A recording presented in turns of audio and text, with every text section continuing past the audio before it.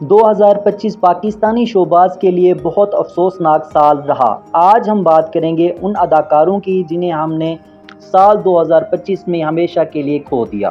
سب سے پہلا نام ہے حمیرہ اصغر علی کا۔ اداکار اور ماڈل حمیرہ اصغر 8 جولائی 2025 کو کراچی ڈیفنس کے ایک فلیٹ سے مردہ حالت میں پایا گیا۔ پولیس کے مطابق وہ اکتوبر 2024 سے لاپتہ تھیں۔ ان کا فون 7 اکتوبر 2024 کو آخری بار آن ہوا تھا۔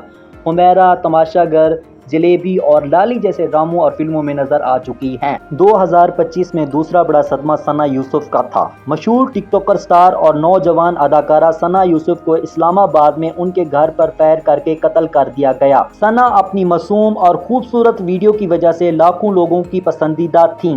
صرف 17 سال کی عمر میں ان کا یوں چلے جانا پورے ملک کے لیے دل دہلا دینے والا تھا۔ سوشل میڈیا پر justice for Sana Yusuf trend کرتا رہا۔